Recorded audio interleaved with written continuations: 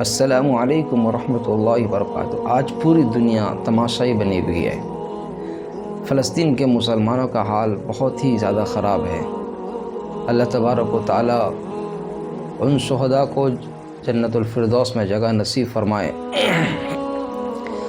جتنے بھی ہمارے یہ عرب ممالک ہیں، جتنے بھی مسلم ممالک ہیں، جمعہ کے خطبہ میں فلسطین کے بارے میں کوئی بات نہیں ہو رہی، قبلہ اول کے بارے میں کوئی بات نہیں ہو رہی ہے، اور اگر کوئی ہیں اس قابل جو بات کریں تو وہ کہتے ہیں جی یہ جنگ فتنہ ہے۔ بہرحال انسان اپنی اپنی زبان سے کچھ بھی کہہ بیٹھتا ہے، کیونکہ آج کے جو بھی امام ہیں باہر ممالک میں، جتنے بھی لوگ امام کے منصب پر فائز ہیں، وہ ہیں سرکاری غلام ہیں۔ وہ سرکار کے فرمان پر اپنی زبان سے وہ فرمان جاری کرتے ہیں، باقی اپنے سے کچھ کہہ نہیں سکتے۔ انہیں دکھتا ہے کہ بھئی یہ حق ہے، یہ ناحق ہے، وہ سمجھتے ہیں، پھر بھی کیا کہ وہ مجبور ہیں۔ ایسی مجبوری، ایسی غلامی سے کیا فائدہ؟ زندگی تو مختصر ہے، ہم یہاں سے رخصت ہو کر چلے جائیں گے، لیکن تاریخ آپ یاد رکھے گی آپ کو کہ آپ امام کعبہ تھے، آپ فلاں جگہ کے امام تھے، آپ فلاں جگہ کے امام تھے، لیکن جب فلسطین کے مسلمان مسجد اقصی قبلہ اول کے لیے شہید ہو رہے تھے تو آپ کی زبان کے لیے ان کے بارے میں ایک لفظ تک نہیں نکلا تھا۔ بہت مبارک ہے وہ شخص، وہ بچہ، وہ شیر، اللہ اس بچے کے عمر کو دراز نصیب فرمائے۔ اردن میں کل جمعہ سے پہلے، امام صاحب کی تقریر سے پہلے ایک بچہ کھڑا ہوتا ہے تقریر کے لیے، اپنے آپ کھڑے ہو جاتا ہے، فلسطین کے بارے میں، قبلہ اول کے بارے میں، وہاں کے بارے میں یہ بتاتا ہے امت کو کہ آپ دیکھیں آپ کتنی غفلت میں ہیں، ہمارے مسلمان بھائی وہاں کیسے زندگی گزار رہے ہیں، کیونکہ اسے پتہ ہے اس بچے کو کہ یہ مولوی تو سرکاری مولوی ہیں، وہ آئیں گے تو کچھ بولیں گے نہیں۔ اس بچے کی ایمانی جذبے نے اسے ابھارا اور اس نے 10 منٹ کی تقریر کی کھڑے ہو کر مجمع کے سامنے۔ اسے روکنا بھی چاہا، کچھ لوگوں نے اسے روکنا بھی چاہا، وہاں کے امام صاحب نے بھی روکنا چاہا، لیکن وہ بچہ رکا نہیں اور اپنی زبان سے اس نے حق کا پیغام لوگوں تک پہنچایا اور قیامت تک کے لیے بتا دیا، یہ پیغام پہنچا دیا کہ دیکھو اللہ کے پیغام کو ہمیشہ عام کرو، دنیا سے والوں سے نہ ڈرو بلکہ اللہ سے ڈرو۔ دیکھیں اس بچے کی ویڈیو کو، 10 منٹ کا ویڈیو ہے، کیا خوبصورت انداز میں اس نے تقریر کی ہے۔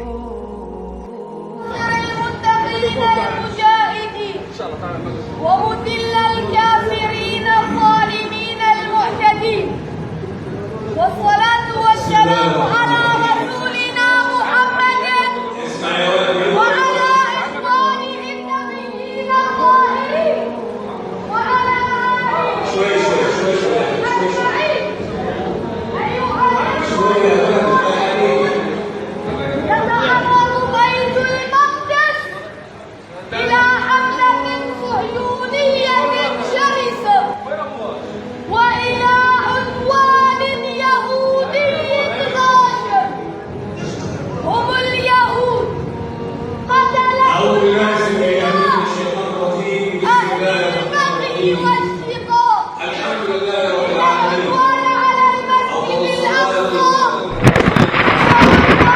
على العقيدة، وعدوان على الدين، على الإسلام العظيم، وميراث الأجداد، مسؤولية الأخبار، أرض الأنبياء، مهبط الرسالات، أرض فلسطين أرض مباركة. ومما يدل على فضائل بيت المقدس أنها قبلة المسلمين الأولى وثاني مسجد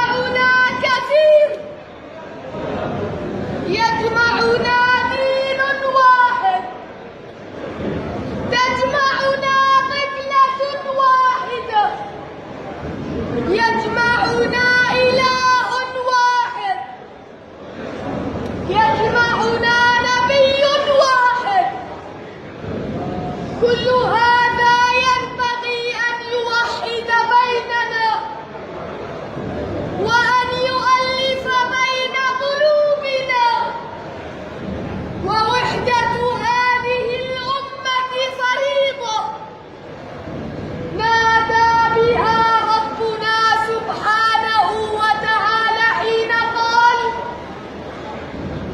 وإن هذه أمتكم أمة واحدة وأنا ربكم فاعبدون. الواجب أن نتمسك بكتاب الله لينصرنا على اليهود الذين تجمعوا من مشارق الأرض ومغاربها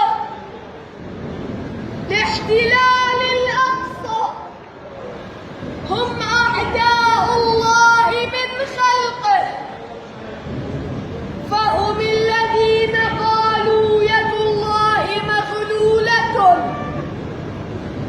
غلت أيديهم ولعنوا بما قالوا، وهم الذين قالوا إن الله فقير ونحن أغنياء.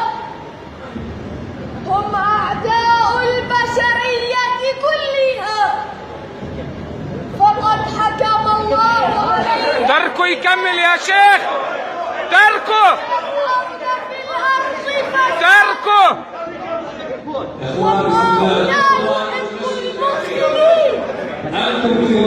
أين علماء الأمة؟ أين شيوخها؟ أين شبابها؟ أين رجالها؟ أين المسلمون؟ ألم تسمعوا يا شعوب العالم الإسلامي وقادته في التاريخ يوم أن حاول أحد الروم الاعتداء على عرض امرأة مسلمة فصرخت مستنكرة تعال يا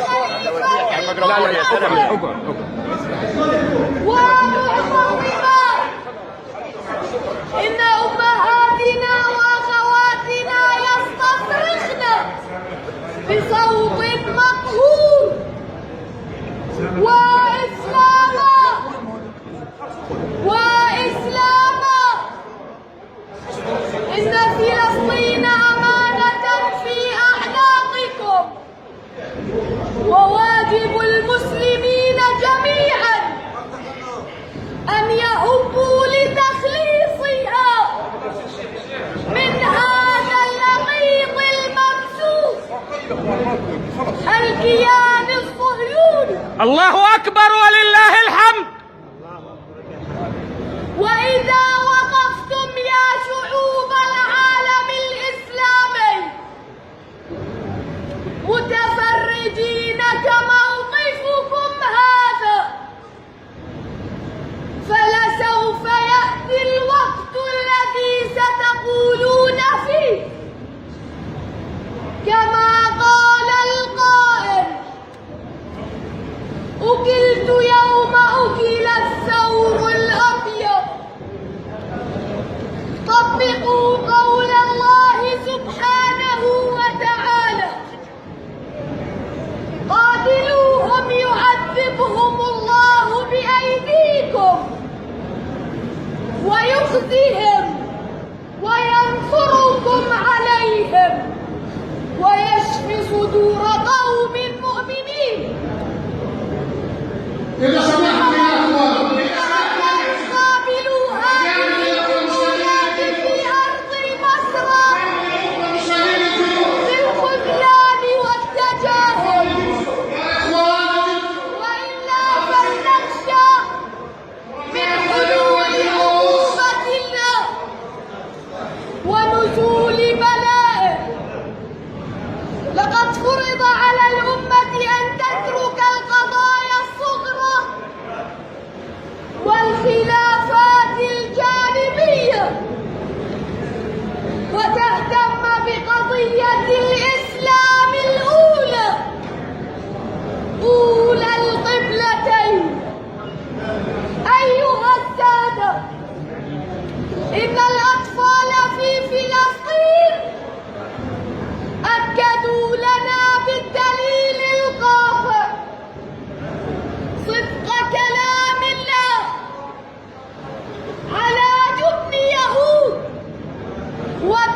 نتنياهو